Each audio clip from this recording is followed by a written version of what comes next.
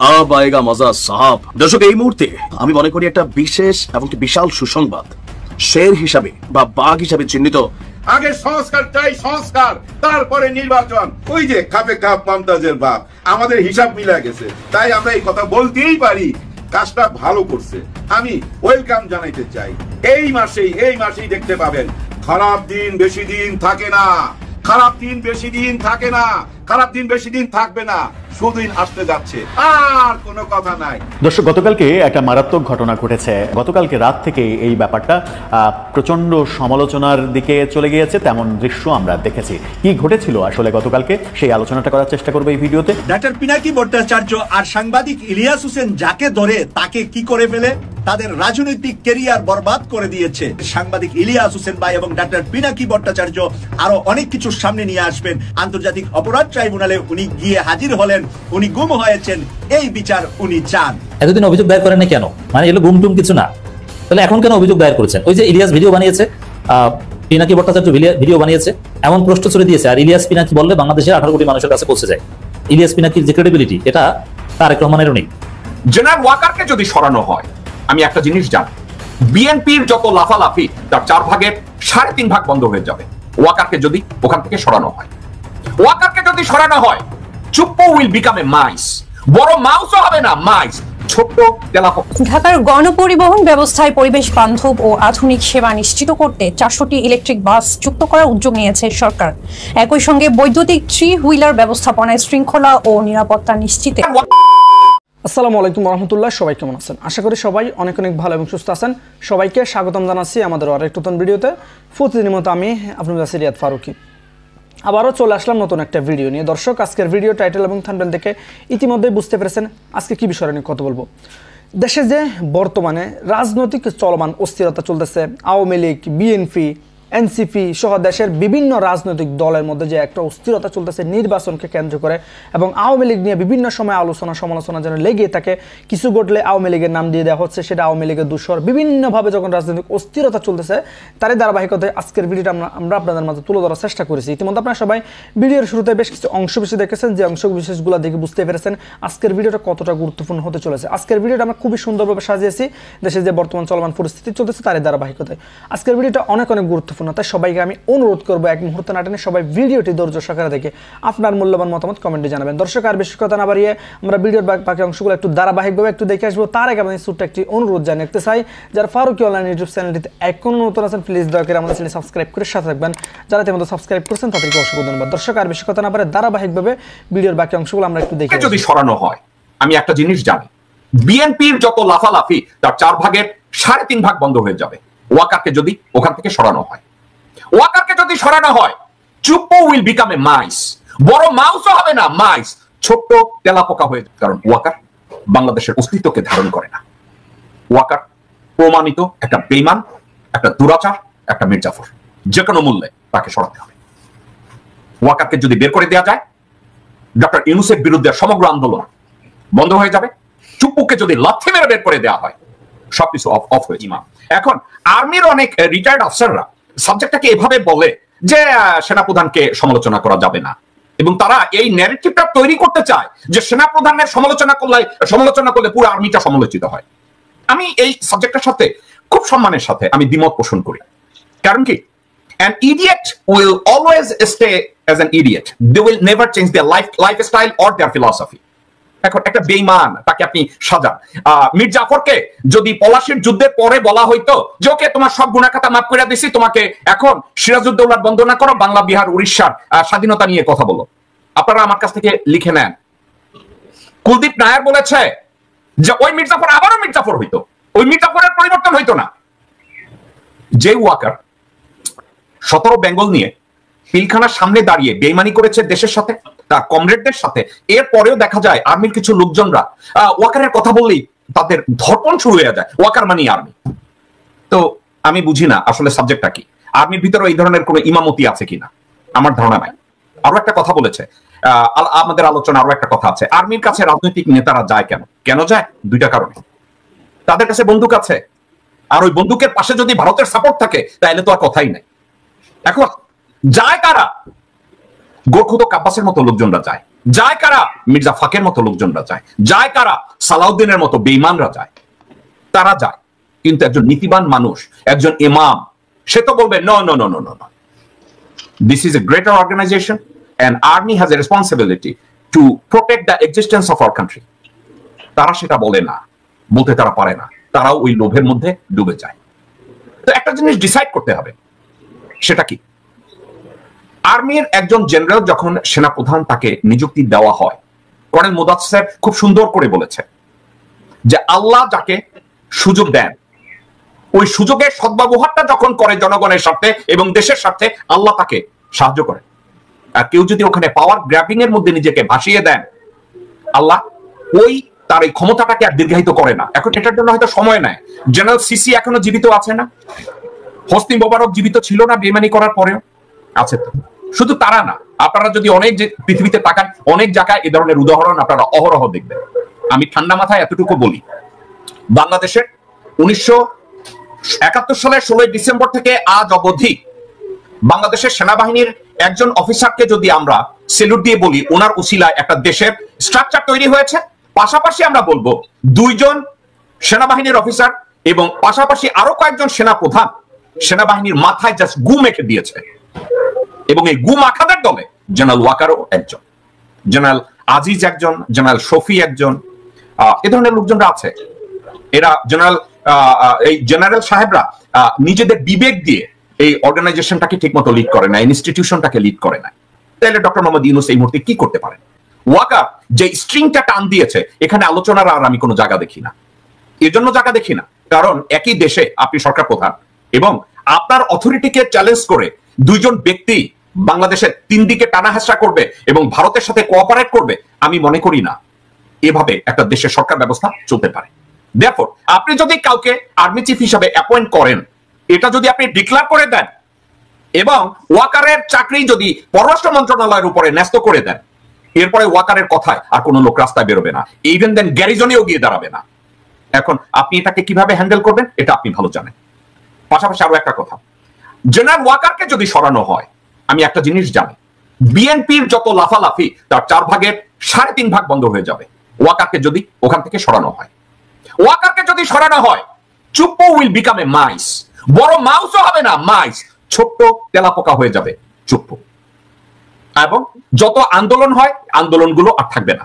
এই ওয়াকারের জন্য ছাত্রলীগ আন্দোলন করার সাহস পেয়েছে। এই ওয়াকারের জন্য গোরখোদক আব্বাস এবং সালাউদ্দিনরা ঘাড় উঁচিয়ে কথা বলতে পারছে। এই ওয়াকারের জন্য এখনো আওয়ামী লীগ নিজেদের তারা ক্ষমতায় নিয়ে আসতে পারবে, এর জন্য লাফাচ্ছে। Therefore, Walker is the cancer of the society. Walker become the cancer of our country.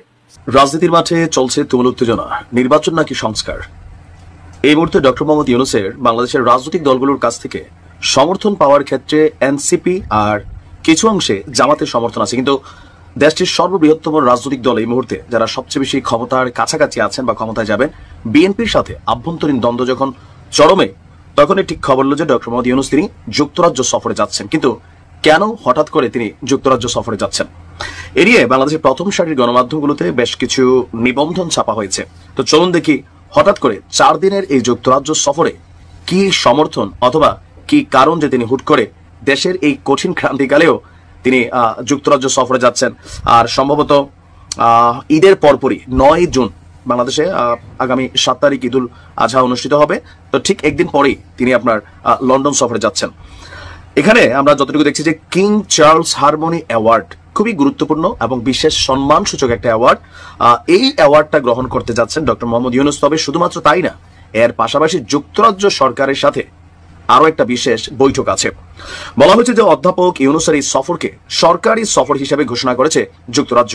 তার এই সফরে বাংলাদেশের যে গণতান্ত্রিক উত্তরণ আছে, সেই গণতান্ত্রিক উত্তরণে যুক্তরাজ্য সরকারের সমর্থনের বিষয়টিও বিশেষ গুরুত্ব পাবে। সরকারি দায়িত্বশীল কর্মকর্তারা বলছেন যে 4 দিনের যুক্তরাজ্য সফরের সময় তিনি 12 জুন বাকিংহাম প্রাসাদে রাজা 3য় চার্লসের সাথে দেখা করবেন। ওই দিন বিকালে সেন্ট জেমস প্রাসাদে রাজা 3য় চার্লসের হাত থেকে তিনি তার যে অ্যাওয়ার্ডটি আছেন কিংস চার্লস হারমোনি অ্যাওয়ার্ড সেটি গ্রহণ করবেন। আর ঢাকা ও লন্ডনের কূটনৈতিক সূত্রগুলো বলছে 11 জুন 10 নং ডাউনিং স্ট্রিটে যুক্তরাজ্যের প্রধানমন্ত্রী কিয়ার স্টারমারের সাথে অধ্যাপক ইউনূসের দ্বিপাক্ষিক বৈঠকেরও আয়োজন প্রস্তুতি চলছে। পরিকল্পনা অনুযায়ী ওই বৈঠকটি হতে পারে ঘণ্টা খানেকের কাছাকাছি, যেখানে বাণিজ্য, বিনিয়োগ, উন্নয়ন, অংশীদারিত্ব সহ দ্বিপাক্ষীয় বিষয়গুলো নিয়ে আলোচনা আসবে। এছাড়া আওয়ামী লীগ সরকারের ঘনিষ্ঠ বেশ কিছু ব্যক্তির যুক্তরাজ্যে অবস্থানের প্রেক্ষাপটে পাচার হওয়া অর্থ বিষয়টিও আলোচনায় আসতে পারে। তবে সামগ্রিকভাবে বাংলাদেশের গণতান্ত্রিক উত্তরণে অন্তর্বর্তী সরকারের প্রতি যুক্তরাজ্য সরকারের সমর্থনের বিষয়টি এখানে বিশেষ গুরুত্ব পাবে। বিশেষ করে জুলাই আগস্টে ছাত্র জনতার অভ্যুত্থানের নৃশংসতার বিচার, সংস্কার এবং নির্বাচনের পরিক্রমায় এগিয়ে যাওয়ার উদ্যোগে যুক্তরাজ্যের সমর্থনের বিষয়টি আলোচনায় আসতে পারে। আর আমরা তো দেখি যে এখানে খসড়া সূচি অনুযায়ী 13 জন আবার পুনরায় ঢাকাতে ফেরার কথা রয়েছে ডক্টর মোহাম্মদ ইউনূসের। এই মুহূর্তে এই সফরগুলোর গুরুত্ব কতটুকু? গুরুত্ব অনেক। সর্বশেষ আপনি যখন জাপানে গিয়েছেন, বাংলাদেশের দাতা রাষ্ট্রগুলো বা পাওয়ারফুল সুপার পাওয়ার যে সকল রাষ্ট্রকে বাংলাদেশ কাউন্ট করে তাদের মধ্যে জাপান অন্যতম। জাপানের প্রধানমন্ত্রী তিনিও কিন্তু ডক্টর মোহাম্মদ ইউনূসের এই অন্তর্বর্তী সরকারকে সংস্কার, বিচার এবং নির্বাচন ধারাবাহিকভাবে এগুলোতে পূর্ণ সমর্থন জানিয়েছেন। এবার আছে যুক্তরাজ্য। তো যুক্তরাজ্য সরকারও যদি পূর্ণ সমর্থন জানান, তাহলে ডক্টর মোহাম্মদ ইউনূসের উপর আভ্যন্তরীণ যে রাজনীতির চাপ তৈরি হচ্ছে বা ঈদের পরে বেশ কয়েকটা অমীমাংসিত ইস্যু আছে যেগুলো নিয়ে সরকার একটু চাপের মুখে পড়বে, যেমন ইশরাকের মেয়র পদ, এটা একটা চাপ কিন্তু সামনে আসতে যাচ্ছে। পাশাপাশি নির্বাচন ইস্যু, যেটা বিএনপি বলছিল যে ডিসেম্বরের আগেই চাইলেই সরকার নির্বাচন দিতে পারে, সংবিধান সংশোধন ছাড়া শুধুমাত্র 1 মাসের মধ্যেই সম্ভব। তো সার্বিক এই চাপগুলোকে কাটানোর জন্য বৈশ্বিক যে সমর্থন, বিশেষ করে শক্তিশালী রাষ্ট্রগুলোর তাদের সমর্থনটাই যোগানোর চেষ্টা করছেন ডক্টর মোহাম্মদ ইউনূস। আর এর পাশাপাশি আওয়ামী লীগ সরকার কর্তৃক পাচারকৃত টাকা পয়সা বা শেখ পরিবারের অনেকেই যুক্তরাজ্যে অনেক সম্পদের মালিক আছেন, যেগুলো গণমাধ্যমে আসছে, তাদের সেই পাচারকৃত টাকা ফেরত আনার প্রক্রিয়াও সম্ভবত সেখানে আলোচনা হবে। দেখা যাক কি হয়। পিনাকি ভট্টাচার্য ও সাংবাদিক ইলিয়াসের চাপে পড়ে বিএনপির এসালম বিষয়ক সম্পাদক লুঙ্গি পরে ভারতের রাষ্ট্রীয় সুযোগ সুবিধা নিয়ে ট্রেনিং প্রাপ্ত নেতা জনাব সালাউদ্দিন আহমেদ ট্রাইব্যুনালে যে অভিযোগ করেছেন তার গুমের, মানে এক প্রকার মামলা দায়েরের মতো। কিন্তু মজার বিষয়, এত স্পর্শকতার একটা বিষয়, সালাউদ্দিন আহমেদের দীর্ঘ গুম অবস্থার বিরুদ্ধে মামলা করতে যাচ্ছে হাসিনা সহ আর অনেকের বিরুদ্ধে, কিন্তু সালাউদ্দিন হাসেন, বিএনপির আইনজীবীরাও হাসেন, ট্রাইব্যুনাল চিফ প্রসিকিউটরও হাসেন। মানে এটা কি হাসার বিষয়? এই হাসার মানে কি? এই হাসাহাসির মানে হচ্ছে এগুলো নাটক। কারণ সালাউদ্দিন আহমেদ আসলে গুম ছিলেন না, তিনি ভারতের রাজকীয় সুযোগ সুবিধায় ছিলেন। এবং জনগণ সালাউদ্দিন আহমেদের এই যে গুমের বিরুদ্ধে অভিযোগ, এটাকে নাটক বলছেন, তারা এটাকে ট্রল করছেন। যমুনা টিভি সহ যেসব জায়গায় এই সংবাদ এসেছে সেখানে নিচে জনগণের মন্তব্য দেখলাম, জনগণ বলছে এসব নাটক বাদ দেন, হাসেন কেন, খবর কি? কেউ কেউ বলছে এত তাড়াতাড়ি অভিযোগ করা ঠিক হয়নি। এখন সহজ প্রশ্ন, সালাউদ্দিন বাংলাদেশে ফিরেছেন প্রায় 9 মাস, তো এতদিন পর কেন অভিযোগ দায়ের করলেন? এতদিন অভিযোগ দায়ের করেন কেন? মানে এগুলো গুমটুম কিছু না, তাহলে এখন কেন অভিযোগ দায়ের করেছেন? ওই যে ইলিয়াস ভিডিও বানিয়েছে, পিনাকি ভট্টাচার্য ভিডিও বানিয়েছে, এমন প্রশ্ন ছুড়ে দিয়েছে। আর ইলিয়াস পিনাকি বললে বাংলাদেশের 18 কোটি মানুষের কাছে পৌঁছে যায়।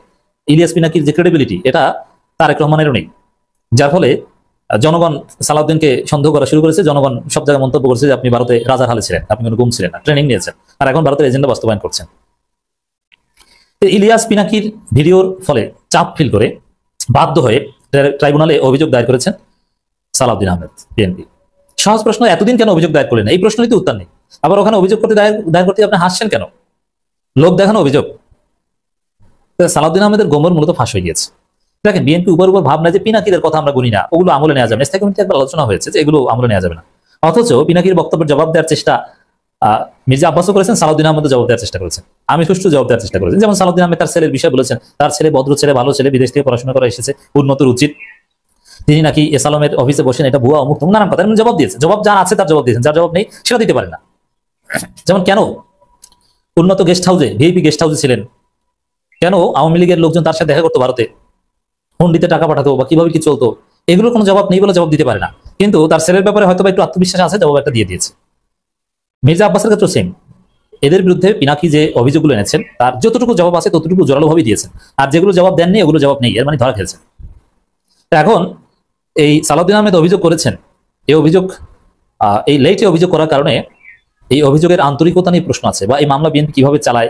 দেখেন, এর আগে কিন্তু গুম কমিশনের কাছে সাক্ষ্য দিয়েছে সালাউদ্দিন আহমেদ। গুম কমিশনের কাজ বিচার করে না, ওটা রহস্য উদ্ঘাটন করা, এটা স্পেসিফিক কেস না। তো সালাউদ্দিন আহমেদ মানে এতটাই ভাব নিচ্ছেন। আমি একটা স্মৃতি বলি, এই সালাউদ্দিন আহমেদ আমি নিজে নয়াপল্টনে বিএনপির পার্টি অফিস থেকে একটু সামনের দিকে একটা গলিতে বাম দিকে একবার আমরা আটকা পড়ছিলাম। সম্ভবত 18 দল না, তখন জোটের প্রোগ্রাম ছিল, 18 দল না, তার আরো কম হবে, 2013 সালের কথা। তখন বিএনপি প্রোগ্রাম চলছিল, তখন পুলিশ ছত্রভঙ্গ করে দিয়েছে, ককটেল মেরেছে, গুলি মেরেছে। তখন লোকজন দিক বিদিক ছুটছিল, তখন আমরা নিউজ কভার করতে গিয়েছিলাম। আমি নিজে একটা পার্টি অফিসের পাশে একটা মসজিদের ভিতরে আশ্রয় নিয়েছিলাম, কারণ আমাদের ওই যখন পুলিশ গুলি করতো বা টিয়ারশেল মারতো, তখন আমাদের গন্তব্যই থাকতো যে সুযোগ পেলে মসজিদে ঢুকে যাব, সেখানে নামাজ পড়বো, যেহেতু আমরা নামাজি, টুপি থাকতো পকেটে। তখন আমিও একটা মসজিদে ঢুকে গিয়েছি এবং ওই মসজিদে বিএনপির আরো কিছু নেতা ঢুকেছেন, তার মধ্যে ছিল এই সালাউদ্দিন আহমেদ। তখন আমরা আসরের নামাজ পড়ছি, সেখানে মাগরিবের নামাজও পড়েছি। তারপরে যখন পরিস্থিতি স্বাভাবিক হয়েছে, কয়েক ঘন্টা পর সেখান থেকে বের হয়েছে। দীর্ঘ আলাপ হয়েছে আমার সাথে, সেটা সালাউদ্দিন সাহেব হয়তো স্মৃতিচারণ করতে পারবেন না। তখন আমরা দেলোয়ার হোসেন সাইদির বিষয়ে আলোচনা করতাম এবং তিনি নিজে বলেছেন তিনি দেলোয়ার হোসেন সাইদির ওয়াজ শুনেন, ভক্ত। এখন সেই সালাউদ্দিন আহমেদ দেলোয়ার হোসেন সাইদিকে চিনেন না, তার নাম বলতে পারেন না, মোল্লা সাইদি। মাওলানা দেলোয়ার হোসেন সাইদি, এটা কে না জানে? মোল্লা সাইদি না, মানে ভারত এমন মেডিসিন ঢুকিয়ে দিয়েছে, এমন ঔষধ ঢুকিয়ে দিয়েছে যে সালাউদ্দিন আহমেদ ইসলামপন্থী ছিলেন, ইসলামের পক্ষে কথা বলতেন, জামাতপন্থী বিএনপি নেতা ছিলেন। অনেক আছে না যে বিএনপি জামাত জোট চায় না কিন্তু বিএনপি করে, কিন্তু না, সালাউদ্দিন আহমেদ ছিলেন জামাতপন্থী বিএনপি নেতা, মানে জামাতকে চাইতো, জামাতের পক্ষে, জামাতের সাথে মিশতে, এগুলো কমফোর্ট ফিল করতো, জামাত তাকে খুব রেসপেক্ট করতো। সেই সালাউদ্দিন আহমেদ এখন পুরো ভারতের ট্যাবলেট খেয়ে ইন্ডিয়ান মাল হয়ে গিয়েছে। এখন কোথাও সংবাদ সম্মেলন কোথাও গেলে মানুষ বলে যে ইন্ডিয়ান মালটা আইছে, এই হচ্ছে অবস্থা। দর্শক, ঢাকার গণপরিবহন ব্যবস্থায় পরিবেশ বান্ধব ও আধুনিক সেবা নিশ্চিত করতে 400টি ইলেকট্রিক বাস যুক্ত করার উদ্যোগ নিয়েছে সরকার। একই সঙ্গে বৈদ্যুতিক 3 হুইলার ব্যবস্থাপনায় শৃঙ্খলা ও নিরাপত্তা নিশ্চিতে একটি পূর্ণাঙ্গ নীতিমালা প্রণয়ন করা হচ্ছে। সোমবার 2025-26 অর্থ বছরের প্রস্তাবিত বাজেটে উপস্থাপনকালে অর্থ উপদেষ্টা সালাউদ্দিন আহমেদ এই ঘোষণা দেন। তিনি বলেন, এশীয় উন্নয়ন ব্যাংকের সহায়তায় হাইওয়ে মাস্টার প্ল্যান 2040 প্রণয়নের কাজ চূড়ান্ত পর্যায়ে রয়েছে।